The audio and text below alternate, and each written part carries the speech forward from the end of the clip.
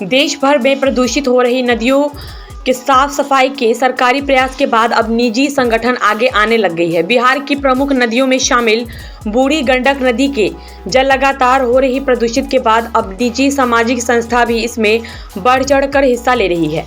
शहर की प्रमुख घाट में शुमार अखाड़ा घाट सहित कई घाट के किनारे के पास में फैली गंदगी को साफ सफाई करने में जुट गए हैं।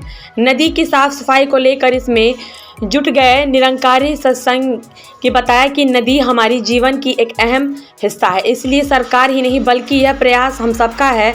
हम अपनी नदियों को पूरी साफ सफाई करने में मदद करें और नदी में किसी भी सूरत में किसी भी प्रकार के अवशिष्ट पदार्थ का बूढ़ी नदी में प्रवाहित नहीं करें और कहा कि सरकारी प्रयास मात्र से साफ रखना संभव नहीं बल्कि यह जन भागीदारी से ही स्वच्छ होगी देश की नदियां। तभी देश के लिए एक बेहतर और सुरक्षित और स्वच्छ जल संसाधन की उपलब्धता करने के बड़े संकल्प को पूरा किया जा सकेगा।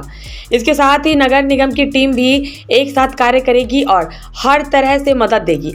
नदी केवल नदी नहीं अपितु हमारी सनातन संस्कृति की एक पहचान और हमारे जीवन का आधार है। अब ऐसे में नदियों में गंदगी हमारे लिए शर्म का विषय होना चाहिए। इसे सरकारी प्रयास मात्र से साफ रखना संभव नहीं है। यह तभी पूरा होगा जब यह जन भागीदारी से ही स्वच्छ होगी नदी। देश की लगभग 56% जनसंख्या इन नदी घाटी क्षेत्र में रहती है। अब इसलिए गंगा का कायाकल्प करना अनिवार्य है।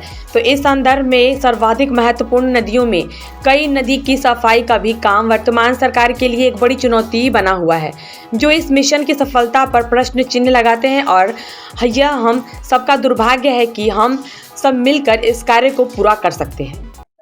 आज ये संत निरंकारी मंडल द्वारा ये शुरुआत की गई, मतलब इनका प्रयास हमेशा से ही रहा है। ये हमेशा ये लोग कर रहे हैं, पूरे आज भारत में इनका ये प्रयास चल रहा है। तो हम लोग का प्रयास हमेशा रहता है कि अपने नदी जल जो अपने वातावरण को स्वच्छ रखने के लिए, तो ये जो पानी की समस्या जो अभी जल की समस्या आने वाले इस समय में बहुत बड़ी समस्या है, इसके लिए जल संरक्षित कैसे किया जाए, तो इसके लिए हम लोग को खुद को सबको पहले अपने आप में सुधार की ज़रूरत है। हम लोग अपने आप को सुधारें, उसके बाद और लोगों को भी बताएं। और जल ही, जैसा कि कहा, जल ही जीवन है, इसके बगैर तो कुछ भी नहीं है। तो ये प्रयास इनका है, ये चला लगा हुआ है और ये आगे भी इनका प्रयास चलता रहे। मेरी शुभकामना है और सभी लोग का इसमें सहयोग मिलता रहे। और महापौर होने के नाते जहाँ तक मेरा सहयोग होगा, मैं हमेशा इनके साथ खड़ी हूँ, ताकि ये हमारी सरकार की भी योजना है। और अमृत जल योजना जो है हम पूरे भारतवर्ष में पहले भी चलाई गई है और हमेशा ये चलता रहे, इसमें सब लोग का सहयोग मिलता रहे। नगर निगम के द्वारा क्या किया जाएगा?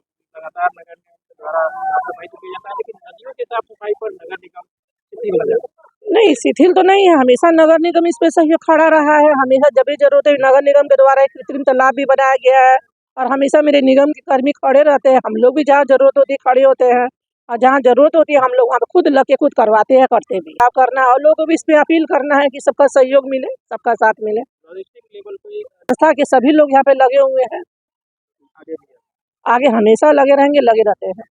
हमारे सदगुरु माता सुदीक्षा जी महाराज निरंकारी मिशन के सदगुरु हैं।